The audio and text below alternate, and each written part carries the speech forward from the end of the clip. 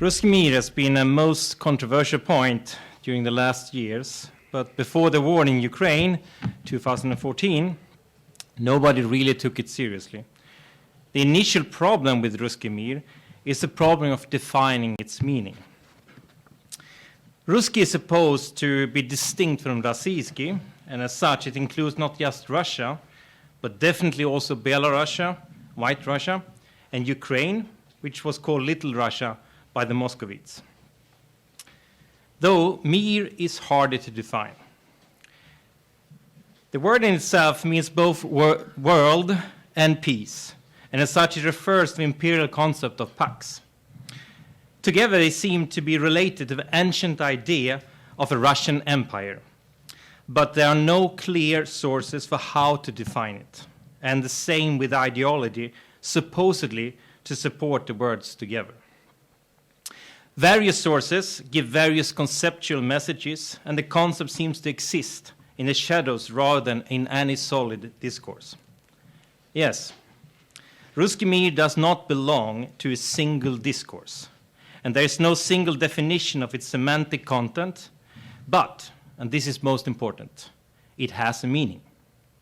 The concept is fluid, but exists within a game that belongs to the category of identity politics. And as such, it also has a twin, which I would designate as identity theology, which has become the hallmark of Russian theology in the 21st century. The chief theologian within this game is no less than Patriarch Kirill himself, whom I have followed since 2007 in sermons and speeches. Others who has a much more personal relationship with Patriarch Kirill can give a more nuanced understanding of why he took this path, which certainly has an important explanatory value. But what I have found by just looking at his sermons and speeches is a gradual development away from discourse toward the preference of an identity theology. You can find my analysis of Kirill's sermons more extended in another article. Today, I will focus on the very phenomenon of identity theology and the dangers associated with it, and I will use Patriarch Kirill as an example. Identity politics was coined as a concept in the late 20th century, even though the phenomenon has probably existed as far as humans have created and nurtured various identities that has transcended the tribal existence of human relations. There are three conditions that defines the phenomenon of identity politics. Firstly, the general approach of identity politics is the attempt of creating political agendas that are based upon race, gender, social background, social class, religion, or sexual orientation. Secondly, these agendas also display that those advocating these agendas experience or claim that a certain group, either their own or another group, is systematically oppressed. This makes identity revolutionary and transformative.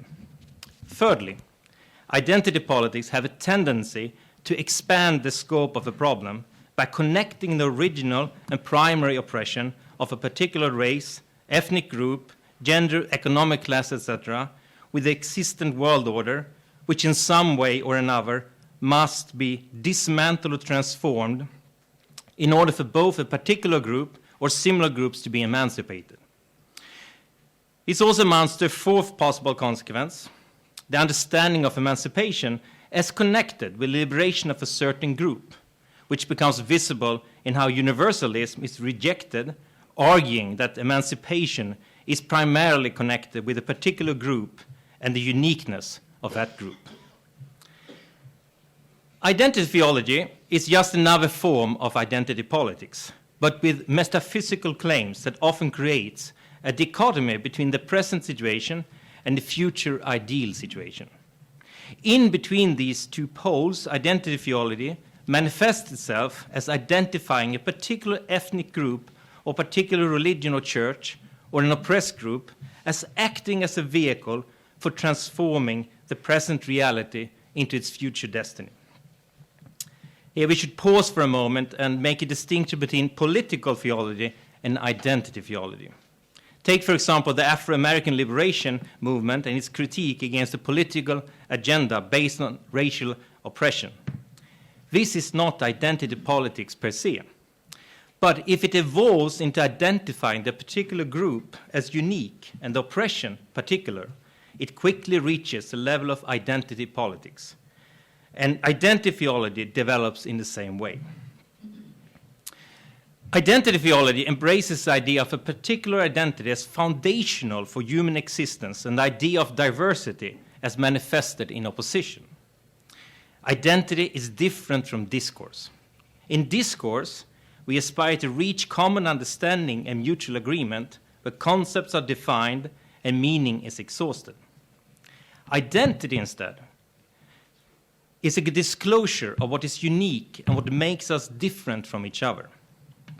At the same time, identity escapes all definitions. Take, for example, Mr. Jones. If you describe Mr. Jones as a gentleman with black hair and blue eyes, and yet 100 other characteristics, it does not equal Mr. Jones. Instead, the unique Mr. Jones always escape a full definition. It's the same with any particular religious community. Even if you can describe the faith of a community, particular characteristics and similar, it escapes a full definition.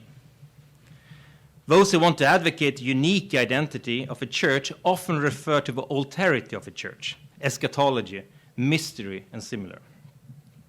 As long as these remain open without being defined, they give a healthy balance to the definitions.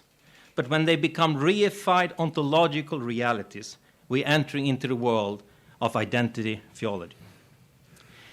The essentialist notion of identity is common for both identity politics as well as identity theology. But with the former, it is much easier to argue against this reification, or Verdinglichung, if you use the German concept, of a disclosure that cannot become a thing.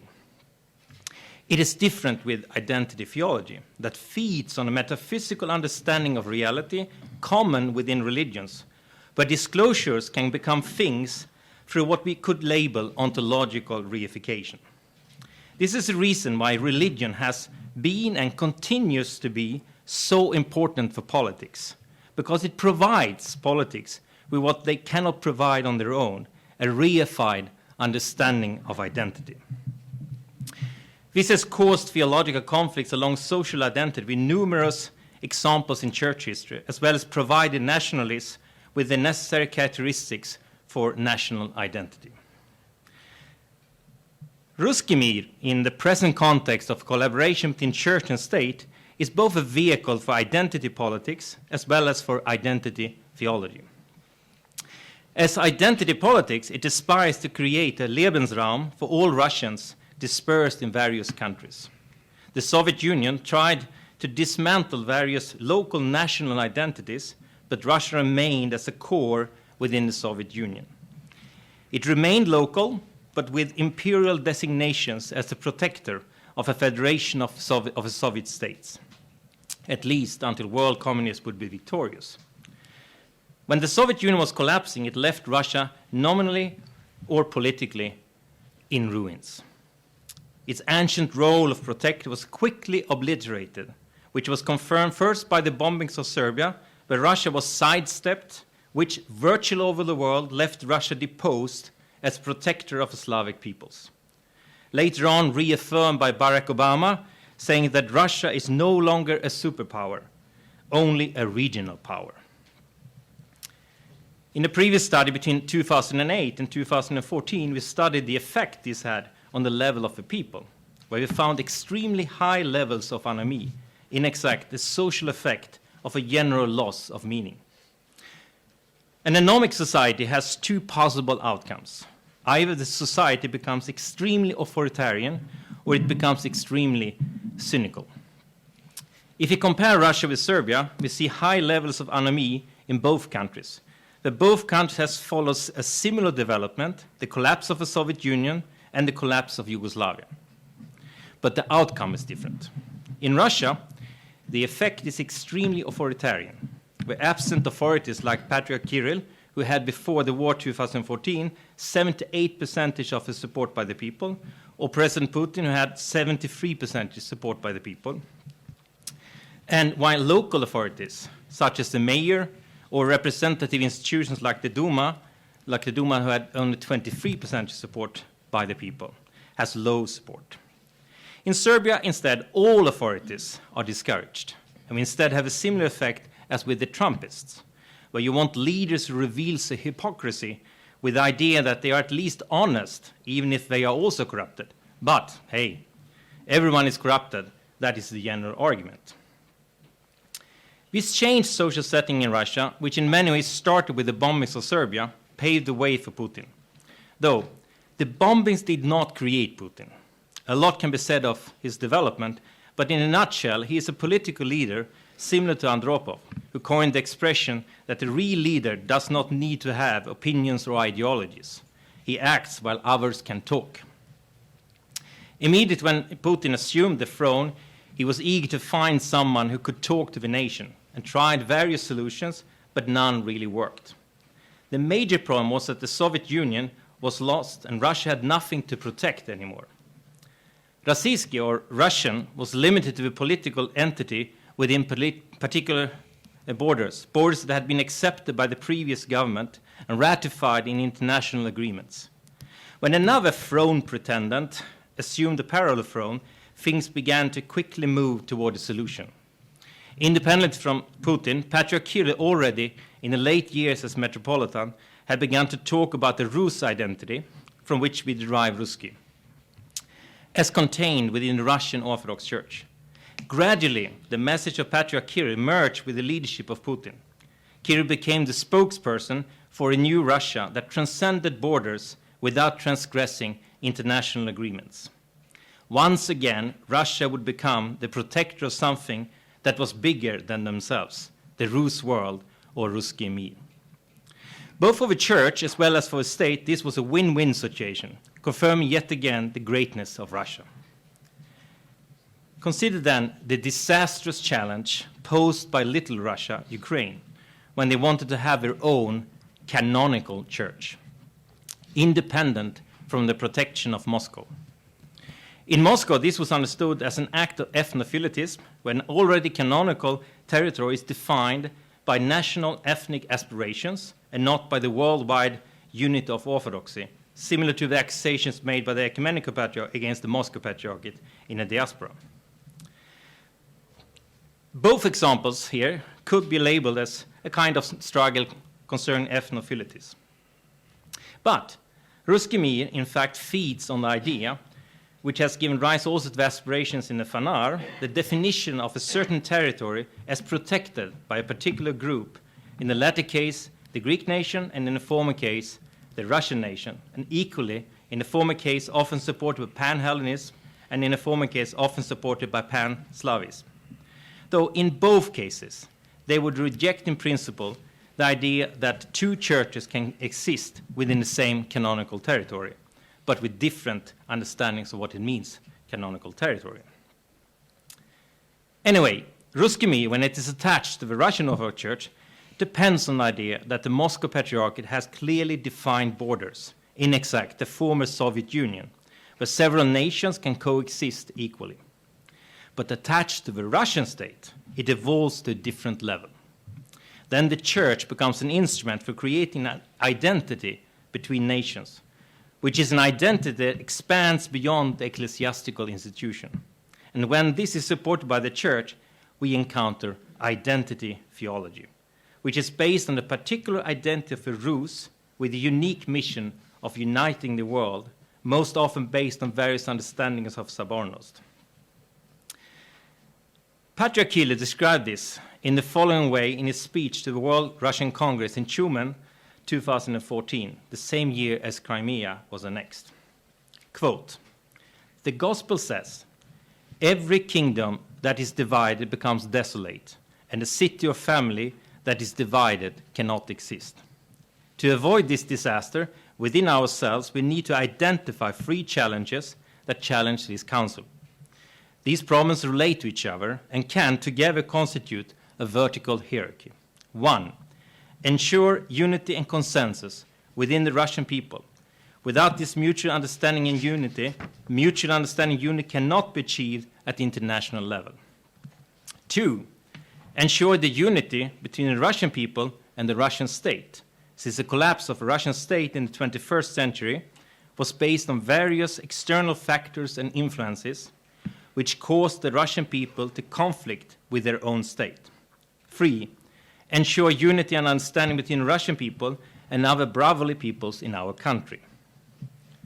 End quote.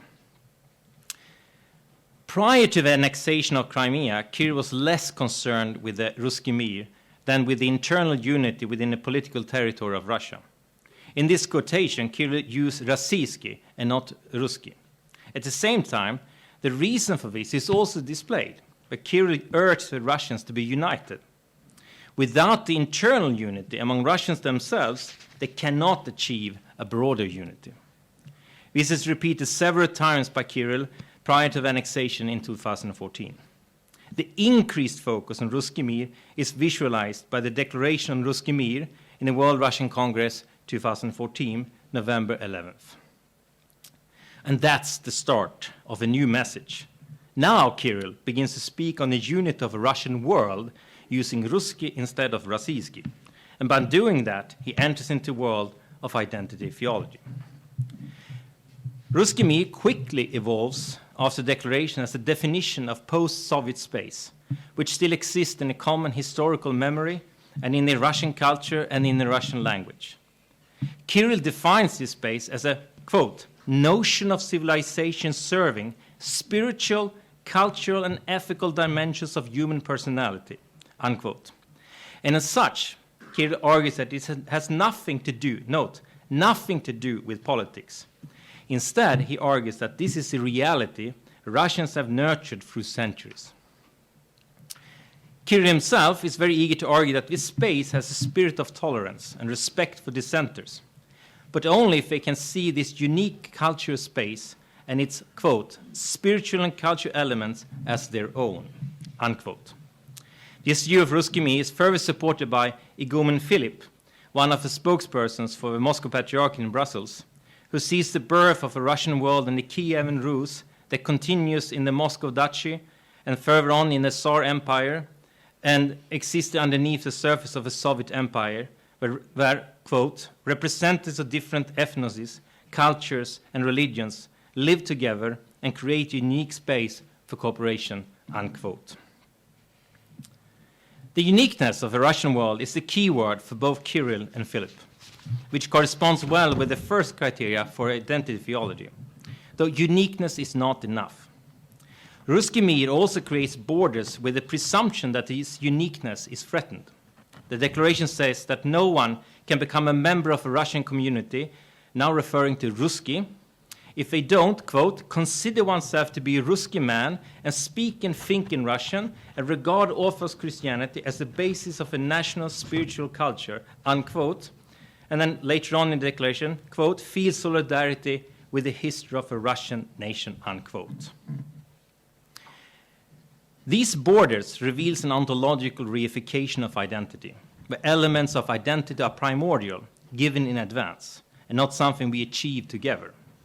If we stop there and just would accept that we all have a right to choose what kind of culture we would like to identify ourselves with, it could provide a balance to objective criteria by adding subjective and intimately personal criteria for society, which is precisely what freedom of religion is all about. Though, identity theology turns subjective and aesthetical perspectives into things, objective things. Ruski Mir is then not a choice of individual or a social agreement, but an objective fact. As Kirill stated in his address in regard to the situation in Ukraine 2014, September 6, quote, Eastern Slavs who are united under one faith and one historical tradition to possess their common spiritual and cultural space witness today an ongoing battle for this space, unquote. In a later address, Kirill also defined Ruski Mir as an occupied territory in Ukraine, not because the Ukrainians had so chosen, but because they were victims of an, quote, evil from outside who do not belong to us, unquote. Ruski Mir becomes so petrified in the end that it becomes more important to defend this space than human rights and even human values. But dignity becomes a code for this defense. Kirill had already, 2006, April 4th, addressed this as a metropolitan in the World Russian Congress, long before it reached the Western public or the Russian populace. Quote, "On the other hand, however, we can see that the human rights concept is being used to cover falsehood, untruth, and offense of religious and ethnic values. Besides, the complex of human rights and freedom has come gradually to integrate ideas which contradict not only Christian, but also traditional ethical ideas of man in general," unquote. The problem with identity theology is that individual and aesthetic opinions become objective facts, seemingly primordial and therefore not possible to discuss. In reality, they are either invented by someone or at least juxtaposed by someone. Ruski Mir is similar to the identity of a person. It exhausts every definition. We can see the streams of Ruski Mir in the past, history, and culture, but we can't predict fully its future nor identify its present shape. Nevertheless, through the intervention by agents, it becomes reified, where the same agents want to take control of the future by identifying the present. This identification in politics is criticized as being founded on false essentialist notions, but in theology, such a critique seems to be fluid, since essentialist notions are often the core of theological expressions. The response then is to claim that certain opinions are heretical, and in regard to Ruski Mir, the argument has been that this is an example of ethnophilitis. But Ruski Mir as such is no different than other historical projects, such as the creation of a Greek nation or the Georgian nation, etc. In itself, Ruski Mir could be a positive project for preserving and developing common traits between various countries that share a common tradition, such as preserving Church Slavonic, the typical of a liturgy, the preservation of Orthodox culture tradition, all that we are usually proud to preserve. The problem is not Ruski Mir per se, but how it is used, or rather misused. Ruski Mir in its present context is not about preserving Orthodox tradition, values, or even civilization. Instead, it's about making Russia great again, to become an empire, and as such, theology is needed to create essentialist notions of national or imperial identity. Though, if we want to criticize Russia for this, we have to rewrite history, and especially the history of the Byzantine Church. The imperial vestige are visible in Orthodoxy, with bishops dressed as emperors, and with the history hailing the emperors to the sky. But yes, the present conflict in Russia and Ukraine forces us to rewrite history, but even more important, it forces us to reinterpret the present. What happens in Russia is sprinkled out in all of Orthodoxy, both here in Greece as well as in Ukraine, and we are all tainted by the color of identity theology that interpret the world in oppressed and oppressors, heretics and Orthodox, paving the way for war and animosity. Thank you.